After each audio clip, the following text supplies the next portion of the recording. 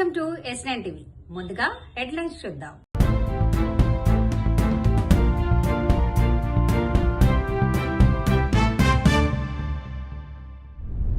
TDP 2019 ఓటమిపై కొత్త చర్చ. గిరిజన కుటుంబానికి న్యాయం చేయాలి. ఉజ్జయిని మహంకాళి బోనాల భద్రతపై కీలక ప్రకటన. ఓటర్లకు పట్టాన్చెరు ఎమ్మెల్యే మహిపాల్ రెడ్డి పిలుపు. 2019 ఓటమికి కారణాలు ఏదైతే చెప్పారో బోండామమ్మ గారు, అది ఆయన యొక్క వ్యక్తిగత అభిప్రాయం. నేను చెప్పింది ఏంటంటే, ఈవేళ నిజంగా నిస్వార్థంగా ఇచ్చిన మాట ప్రకారం కాపుల కోసం పనిచేసిన వ్యక్తి చంద్రబాబు నాయుడు గారు. కాపు రిజర్వేషన్లో అవునండి, ఈడబ్ల్యూఎస్లోంచి కాపు కార్పొరేషన్ అవునండి, విదేశీ విద్య అవనండి, స్వయం ఉపాధి అవనండి, కాపు భవనాల నిర్మాణం అవనండి, ఇన్ని ఉన్నాయి. ఒకటి మీరు చెప్పుకోగలరా జగన్మోహన్ రెడ్డి గారు? లేదు. అల్టిమేట్గా ఏంటంటే, పద్మనాభం గారు స్వర్గస్థులయ్యారు. ఆయన గురించి ఎవరో కూడా తప్పుగా మాట్లాడకూడదు. ఆయన ఆ కమ్యూనిటీ గురించి పోరాడిన మాట వాస్తవం, అందులో తేడా లేదు. ఏదైనా ఆ కమ్యూనిటీకి చేసిన వ్యక్తి చంద్రబాబు నాయుడు గారు, ఇది వాస్తవం, ఇందులో తేడా లేదు. కాపుల కోసం ఇంత కష్టపడి ఇంత ఖర్చు పెట్టి ఇన్ని రకాల అవకాశాలు కల్పించిన చంద్రబాబు నాయుడు గారి గురించి యావత్ తెలుగుదేశం పార్టీలో ఉన్న 175 నియోజకవర్గాల్లో ఉన్న అందరం మాట్లాడవలసిన ఆవశ్యకత ఉంది. నిజాలు ప్రజలకు తెలియజేయాలి. ఎందుకంటే ఒకసారి మర్చిపోతారు. కాపుల అభివృద్ధికి 2014-19లో చంద్రబాబు నాయుడు గారు చేసినట్టు ఏ ముఖ్యమంత్రి కూడా చేయలేదు. చంద్రబాబు నాయుడు గారికి కులాలు ఉండవు. ఏ కులం వెనకబడి ఉందో దాని మీద ప్రేమతో అభివృద్ధి ఆర్థికంగా నిలబెట్టడానికి చూస్తారు. చంద్రబాబు నాయుడు ఒక్కడే కాపుల కోసం పెద్దపీట వేసిన నాయకుడు చంద్రబాబు నాయుడు గారు. అటు రిజర్వేషన్లో కానీ, ఇటు కాపు కార్పొరేషన్ నిధుల్లో కానీ, విదేశీ విద్య ఇవ్వడంలో కానీ, అలాగే స్వయం ఉపాధి యూనిట్స్ ఇవ్వడంలో కానీ, కాపు భవనాల నిర్మాణంలో కానీ, ఎన్ని రకాలుగా చంద్రబాబు నాయుడు గారు మరి కాపులకి అండగా నిలబడ్డ నాయకుడు చంద్రబాబు నాయుడు.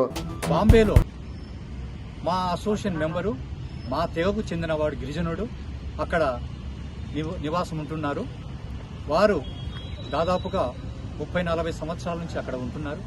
వారికి 3 ఎకరాల పొలం, అక్కడ 3 ఎకరాల స్థలం ల్యాండ్ ఉంది. దానికి కాంతిలాల్ గవాని గారికి డెవలప్మెంట్ కోసమని ఇచ్చారు. దాదాపుగా 10 సంవత్సరాలు దాటిపోయింది, ఇచ్చి కూడా 22 ఇయర్స్ అయింది. కానీ ఇంతవరకు డెవలప్ చేయడం లేదు. అగ్రిమెంట్ పీరియడ్ కూడా అయిపోయింది. ఇదేమిటి, ఇది అన్యాయమని మా గౌతమ్ నిశాంత్ గారు, మా గిరిజన తెగకు చెందిన మా సభ్యుడు, ఆయనను అడిగితే ఆయన, నువ్వు ఏం చేసుకుంటావో చేసుకోపో, నువ్వు ఎక్కువ మాట్లాడినావంటే నిన్ను ఏం చేస్తానో నాకే తెలియదు. నువ్వు ఆఫ్టర్ ఆల్ ఒక షెడ్యూల్ ట్రైబ్ సంబంధించినవి, నువ్వు అలాగే ఉండు, అంతకు మించి రాకు అని ఇంకా క్యాస్ట్ పేరుతో తిట్టడము, నేను చంపుతానని బెదిరించడము, మాఫియాకు చెప్పి నీ అడ్రస్ లేకుండా చేస్తానని చెప్పడము, ఈ విధంగా ఆయన చాలా అంటే చాలా ఇబ్బందులు పెడుతున్నారు. కావున ఆయన పోలీస్ కమిషనర్ గారికి, మున్సిపల్ కమిషనర్ గారికి, రెవెన్యూ వాళ్లకు దాదాపుగా 5-6 సంవత్సరాల నుంచి వాళ్లకు రిప్రజెంటేషన్లు ఇచ్చి తిరుగుతూనే ఉన్నాడు, కాళ్ళ అరిగిపోయేంత వరకు. కానీ ఎలాంటి ఫలితం లేదు. చివరికి ఆయన, ఎవరైతే కాంతిలాల్ గవాని గారు ఉన్నారో, ఆయన ఈయనను చంపడానికి కూడా ప్రయత్నం చేస్తున్నాడు.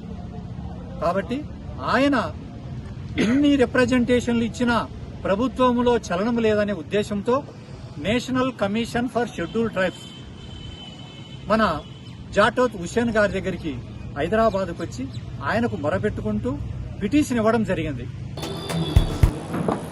ఇప్పుడు మీకు తెలిసిన ప్రకారం విఐపీస్ వచ్చిన టైంలో అది సెపరేట్ లైన్ ఉంటుంది వాళ్ళకి. ఎక్కడ కూడా పబ్లిక్ని, క్యూ లైన్ని ఆపే పరిస్థితి ఉండదు. ఇప్పుడు మీరు మొత్తము స్కీమ్ అని చూస్తే 4 లైన్స్ ఉంటాయి ఎంట్రన్స్కి. ఫ్రమ్ చిత్రదర్గా, ఫ్రమ్ రోచా బజార్, బాటా నుంచి ఒక బోనాలు లైన్. వాళ్ళందరికీ లోపలికి కూడా సెపరేట్ ఎంట్రన్సెస్ ఉన్నాయి. సో వీఐపీ ఎంట్రన్సే సెపరేట్ ఉంది. సో ఏ పరిస్థితిలో వీఐపీ వస్తారు, ఎవరన్నా ఆపేదాని పరిస్థితి ఉండదు.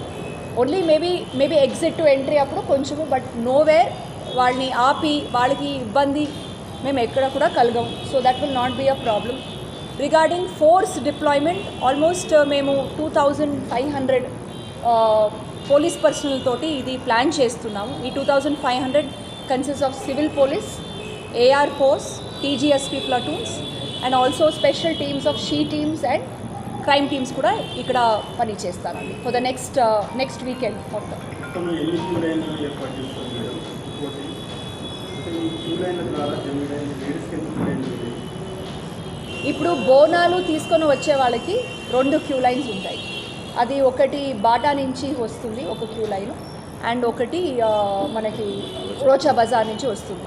వీళ్ళ 2 క్యూ లైన్ కూడా టెంపుల్ ముందు కలిపి ఒక లైన్ బోనాలు వాళ్ళు అర్పణ చేసి వాళ్ళు బయటకి ఒక ఎగ్జిట్ లైన్లో వస్తారు. జనరల్ లైన్ 2 ఉంటాయి. సో ఆ 2 లైన్, ఒక లైను మనకి రోచా బజార్ నుంచి స్టార్ట్ అవుతుంది, ఇంకొకటి చిత్రదర్గా నుంచి స్టార్ట్ అవుతుంది.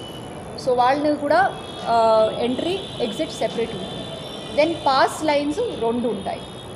సో అది కూడా ఒకది చిత్రదర్గా సైడ్ నుంచి వస్తుంది అండ్ ఇంకొకటి కూడా ఈ టొబాకో బజార్ సైడ్ నుంచి వస్తుంది. సో టోటల్ 6 లైన్స్, అంటే 2 బోలాను line, 2 general line and 2 pass lines. बाईस तकरीबन 22-25 साल के पीछे से आ रहा है, इसको मौका है, फिर अपने को मौका मिला. ये मौका ऐसा मौका है, ये वोट से एग्जाम्पल बता रहे, ये वोट से अटल बिहारी वाजपेयी प्रधानमंत्री सीट छोड़ दिया. एक वोट से आ गया, बताए ना आप लोग. ఒక ఓటుతో ప్రధానమంత్రి వాజ్పేయి గారు ఓడిపోవడం జరిగింది. మంచి మహానుభావుడు, పార్టీలు కావాలి ముఖ్యం, మనిషి చాలా ముఖ్యమైనది కావాలి, పెద్ద మనిషి అయినా అటువంటి ఒక్క ఓటుతో ప్రధానమంత్రి సీట్ ఓడిపోవడం జరిగింది. वोट का हथियार इतना बड़ा है, नहीं बोल सकते. ऐसा मौका को यूज करना अपना जिम्मेदारी है.